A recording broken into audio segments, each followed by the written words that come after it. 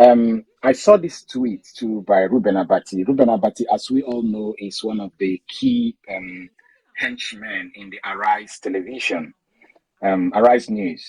Well, but let me put it in the proper context. As you have established, a drop off is usually a place where someone comes to drop something and another person picks it up. So of course, you know that people who do heroin, they don't just collect it anyhow. They have distributors who sell it to the retailers, but they have also the wholesalers who come to drop it. So what it means is that a drop-off point is a place where the wholesaler comes to drop a particular product, and then the retailers comes to pick it from that place and go to the street.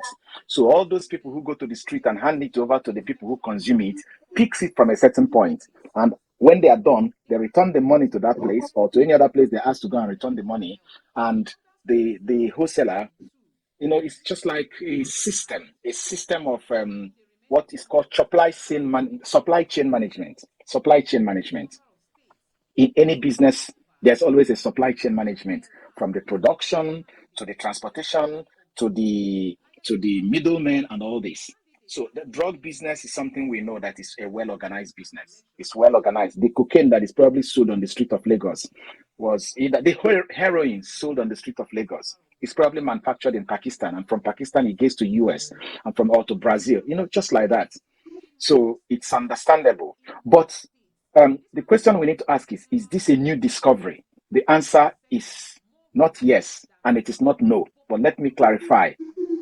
If you look at it, it says Tribunal, U.S. Customs discovered Tinubu's house was used as drop-off point for heroin, P2B, meaning that Ruben Abati is saying that P2B said this. P2B did not say this in a press conference. He did not say this in any news interview, so that people will not go and begin to misquote him that he said this in Arise. That is why Ruben Abati tweeted it. No, P2B did not say so. What happened is that the final address by Labour Party revealed a whole lot of things. What we have been hearing is for future, 460,000 for future. But if you read that address, it actually went into a deeper detail, explaining everything that happened. It is in that address that P2B's lawyers, and as long as that written address is concerned, it is P2B that said everything there. Their lawyers said it, his lawyers said it on his behalf. And he has more than 30 lawyers that worked for him that is working for him in this tribunal. And all of them, everything they said is his voice. That is why when you hear P2B said, it is not him that said it literally. It is something he said through his lawyers in the final address. That final address, in order to establish that forfeiture of 460,000 is not something that the government, that the Supreme Court should play with. They went on to get the whole detail. The court papers in America, the investigation in America actually established that house indeed was a drop-off point for heroin. And that is on the basis of that investigation that the court in Chicago, now decided to impound all the money, that 460,000 that was in his First Heritage Bank account. So I hope this thing is well understood.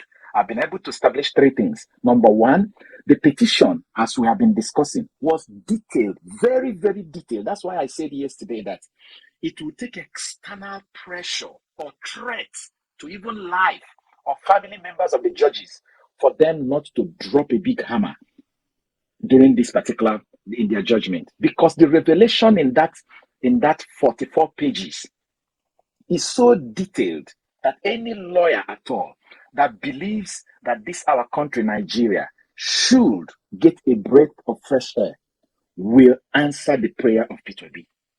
And in that place, it explained how the cocaine was brought, how it is dropped off, and things like that. I am happy. A lot of people asked me yesterday to send them that petition, and I know I've sent it for more than about 40 people that requested for it so that they can read for themselves.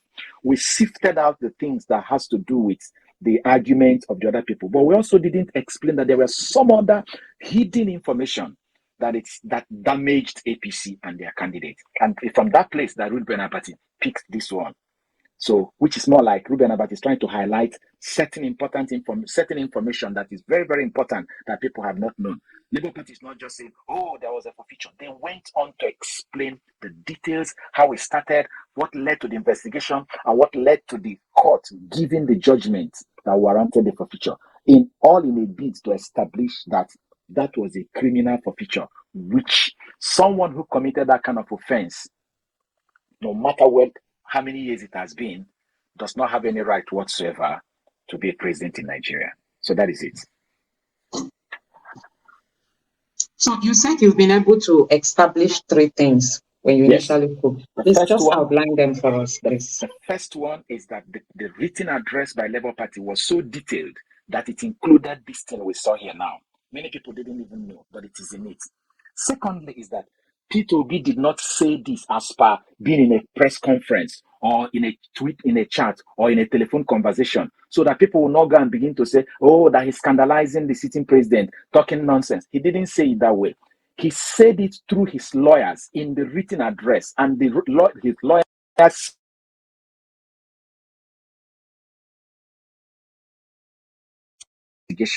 that made them push for it for him to be disqualified. So these are the 3 information that I need to establish for people to know.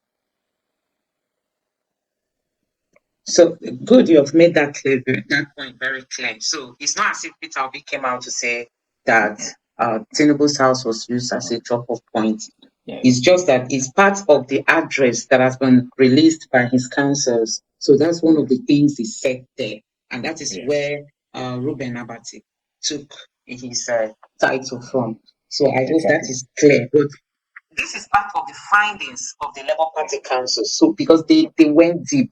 They went to uncover so many things because they needed to have proof. They needed to have strong backings to whatever claim they've made. And that's why they went ahead to really dig deep, to bring out some of this information that people are getting to know just of recent. Because before now, we never knew that something like this happened.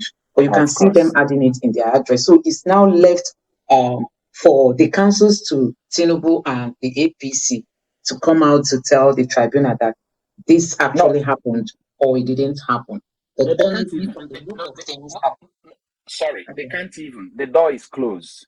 Okay. Peter Obi, they had the opportunity to come to the tribunal to disprove it, and they decided to bring Senator Bamidele, who could not help their case. This is the final written address. The only other place where, in fact, the door is closed for them, because the evidence is abundant. They were given opportunity to dispute it during the hearing. They did not come. They were given opportunity, even in their written address, to dispute it. They could not dispute it. They were only saying that it is more than 10 years and that it is there's nowhere where fine is mentioned. So the Labour Party now had to go deeper to say, what are you talking? Fine, is it not? When you park wrongly where you're living and the authorities give you ticket, is it not? We call it ticket, but you know it is a fine.